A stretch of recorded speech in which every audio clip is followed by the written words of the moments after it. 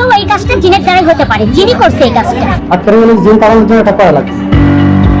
একজন বাবা তার অসুস্থ মেয়েকে সুস্থ করার আশায় নিয়ে আসেন কবিরাজের কাছে, কিন্তু তিনি জানতেন না এই সিদ্ধান্তই হয়ে উঠবে তার জীবনের সবচেয়ে বড় ভুল।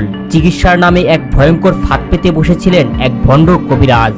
জিন তাড়ানোর অজুহাতে এক শিক্ষার্থীর জীবনে নেমে এলো ভয়ঙ্কর অন্ধকার।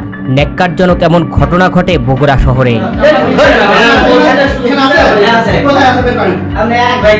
না না না না আপনার কাপড় পরেন।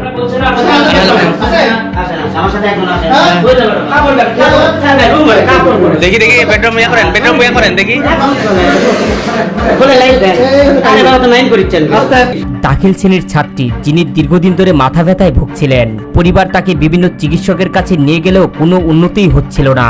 ঠিক তখনই জানতে পারেন ভণ্ড কবিরাজ হাকিম রেজাউল করিমের নাম, যিনি জারফুক আর কবিরাজি চিকিৎসার মাধ্যমে সব রোগ সারাতে পারেন। কাপড় পরেন, কাপড় পরেন ভাই। দেখেন দেখেন আসেন। 3 মে সকালে মেয়েটিকে নিয়ে যান তার বাবা। সেখানে দেখার পর কবিরাজ জানান মেয়েটি জিনে আক্রান্ত এবং তাকে সুস্থ করতে হলে বিশেষ ঝাড়ফুঁক করতে হবে। এরপরই মেয়েটিকে একটি আলাদা রুমে নিয়ে যান, দরজা দেন বন্ধ করে।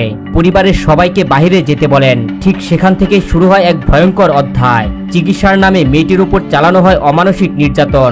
4/5/2026 তারিখ মোহাম্মদ আলী নামে একজন ব্যক্তি থানায় এসে অভিযোগ করেন যে তার নাবালিকা মেয়ে মাথা যন্ত্রণায় দীর্ঘদিন ভুগছিল।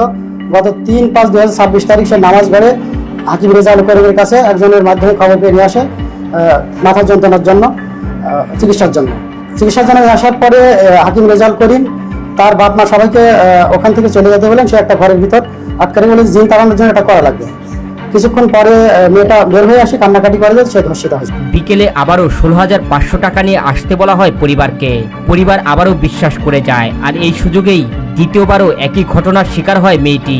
শেষ পর্যন্ত মেয়েটি সাহস করে সবকিছুই জানায় তার পরিবারকে। পরিবার আর দেরি না করে আইনের আশ্রয়